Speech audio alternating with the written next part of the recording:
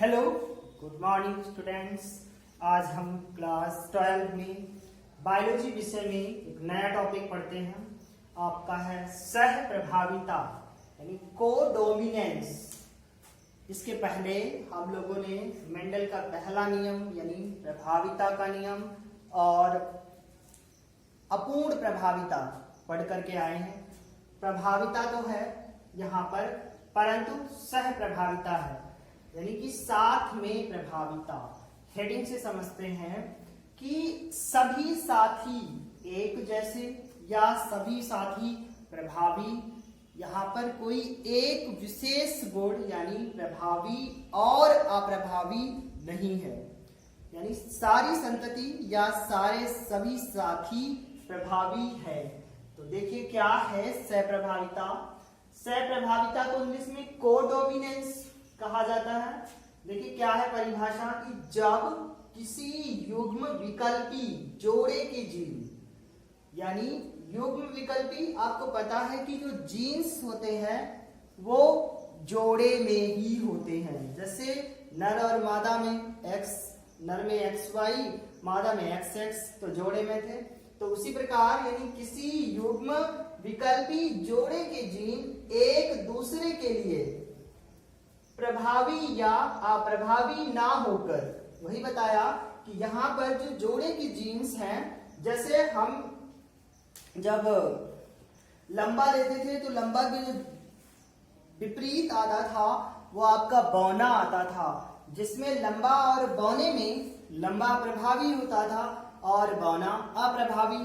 लेकिन यहाँ पर क्या है कि किसी युग्म विकल्पी जोड़े के जीन एक दूसरे के लिए यानी जो जोड़े के जीन हैं वो एक दूसरे के लिए ना ही यानी प्रभावी या अप्रभावी ना हो करके, यानी विशेष कोई एक गुण नहीं होगा, ना ही प्रभावी हो सकता है और ना ही अप्रभावी।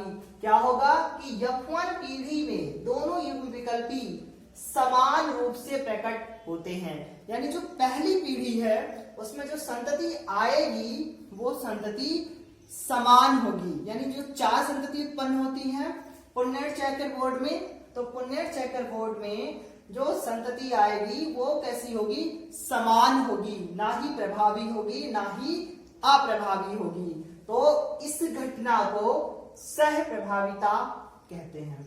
देखिए फिर कि जब किसी युग्म विकल्पी जोड़े के जीन एक दूसरे के लिए प्रभावी या अप्रभावी ना होकर, जैसे आप लंबा और बौना में लंबा प्रभावी और बौना अप्रभावी, परंतु यहाँ पर क्या है, हमने लाल रंग और सफेद रंग लिया है। तो लाल रंग और सफेद रंग यहाँ से उत्पन्न जो संतति होंगी वो ना ही प्रभावी होंगी ना ही अप्रभावी, वो चारों संतति समान होंगी। और यौवन पीढ़ी में, तो यौवन पीढ़ी में जब दोनों युग्म विकल्पी समान प्रकट होंगे तो इस घटना को सहप्रभाविता कहते हैं।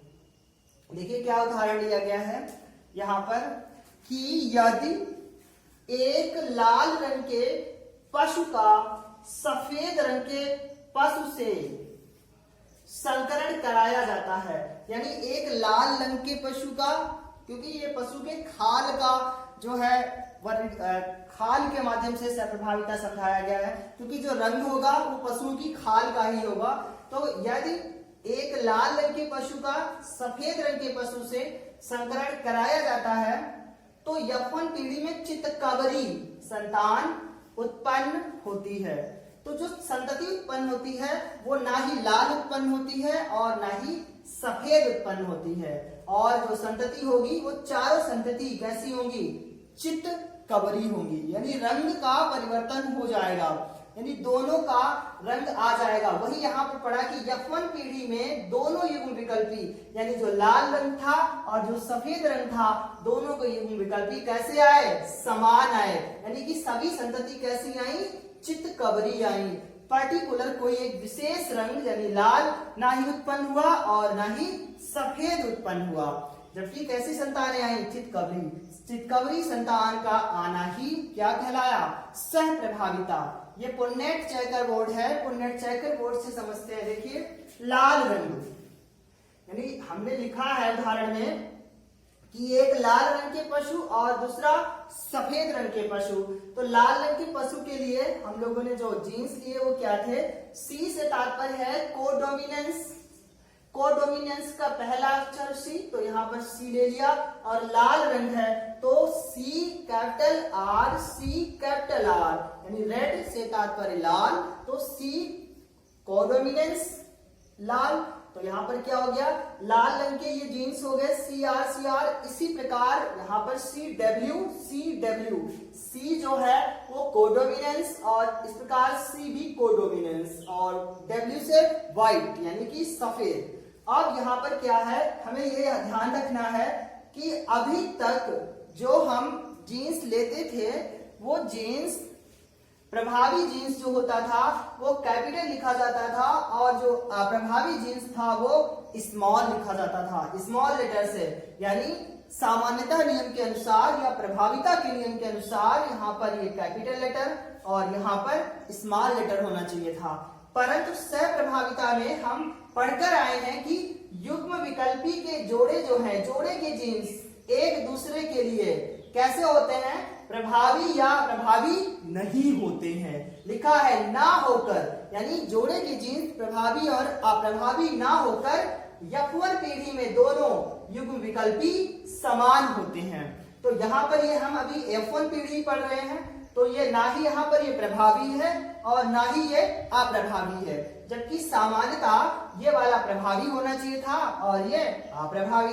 परंतु यहाँ पर ऐसा नहीं है, क्योंकि ये सप्रभाविता में दोनों पढ़ा है कि दोनों विकल्पी जोड़े के एक दूसरे के लिए प्रभावी और अप्रभावी नहीं होते हैं।